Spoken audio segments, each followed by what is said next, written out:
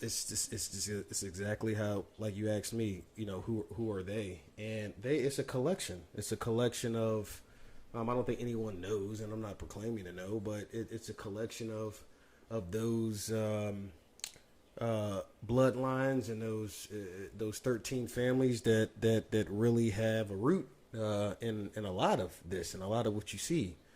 And I think that's Right, but I think what a lot of people would say is like, okay, so there's 13 ruling bloodlines and they control way more than, we see on television or whatever.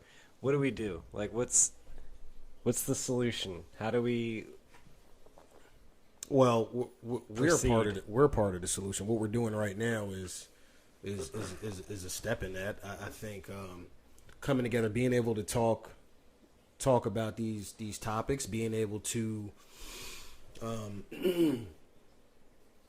push boundaries, being able to allow people to open their mind and ask questions and go down these rabbit holes and just see what's out there and just and look at things a little beyond. What In would a you sense. say is their motivation? Like what would it from a devil's advocate point of view, like what's the point of trying to rule the world? What's the point of conspiring? And what's the cause? Like Power, what are they for? resources. What are they against? Yeah, and those are all good questions of power, resources. I'm But if you're sure destroying the planet and you're not, I mean, from what I understand, they don't seem like happy people. they don't. How can you be? Now you Right. still, no matter which side of it you're on, good or evil, there's still a soul there. But do you believe in good and evil? Yes, I do believe in good and evil. I think there's definitely intentions that could be for the better. But do you think that evil is like embedded? Or do you think evil is the result of believing in lies? It can be a mix of both. If from a child all you know is evil, that can skew a beginning right there of down the path of But what, I destruction mean, if or even that agenda. child, like, all they know is evil, but that's like, to somebody like me, that sounds like, all they believed, like, all they know is lies, you know? Yeah, and sometimes you have to want to be open to something different, seeing something different, experiencing something different, that allows them to sit back and think, well, what is this about? Now we've seen that happen throughout history. We've seen that with Princess Diana. We've seen that with JFK. We've seen that with people that are part of this, and they go through this, and they're groomed to be a part of this, and something along the way makes something along the way changes that thought, at least in the sense of wanting to provide clarity, wanting to help, wanting to be humanitarian, wanting to be a part of what I know you're really a part of in 4G, which is love at the end of the day. That's what I'm And getting at, truth. is like, I don't, I don't see, you can't win at their game, which their game is fear. They've got that game sealed up. And I think you have to love them and you have to see them as like children, like little babies in an adult body. They're just really, they're so scared of everything, of the dying, of living their own life, of everything, that they are willing to destroy the whole planet just to serve the false ego, not even like their real true self, but just this false sense of the self that, separates them from the rest of humanity and the rest of creation. That's what they're serving. They're not, they're serving their own illusion. They're not even serving their real self. I think the solution is waking people up to their real self, because even these quote unquote Illuminati people, if they were just to wake up to their true self, the problems, I wouldn't say the problems would be solved because they're so powerful it would just solve everybody's problem. No, I think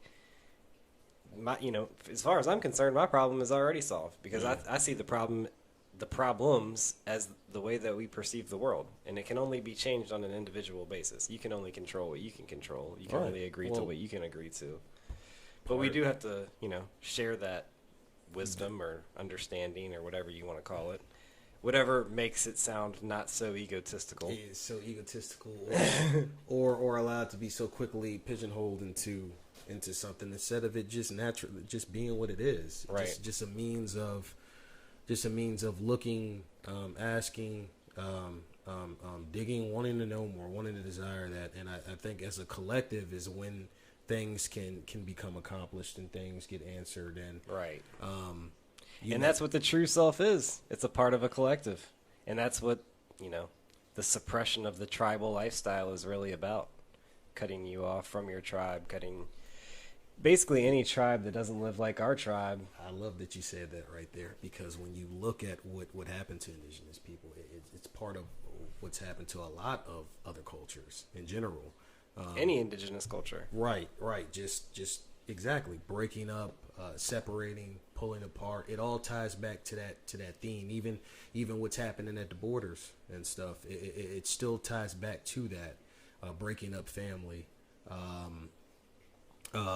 and the repercussions and the things that come from those sorts of acts is people don't realize the trickle down effect that it has with a lot of the things that we see. And that's when I use terms like programming and those sorts of things. That's what I'm getting at. It's setting something within the subconscious at an early age, or something traumatic. These things are, psychologists tell you in that sense that's part of that.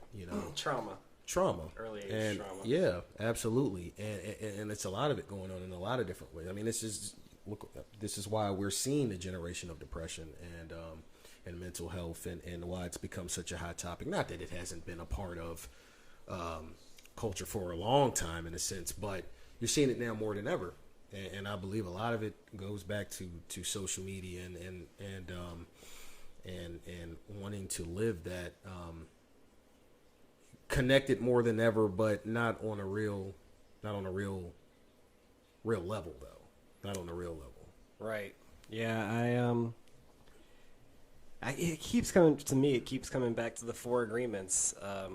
If you don't take anything personally, then all of this conspiracy stuff starts to break down, because, when I get to the root of the whole conspiracy thing, I always come to, it seems like they want to sell us food as a product, number 1, and then a patented medicine, number 2. So number 1, food is not something that the earth provides. Right. It's something that the system provides. Right, which is why it's patented. And medicine is not something that the earth provides. Right. It's something that the system provides. Right. And if you don't take anything personally at all, it gives you the freedom to explore all of these ideas and to actually gain clarity on the big picture, so to speak.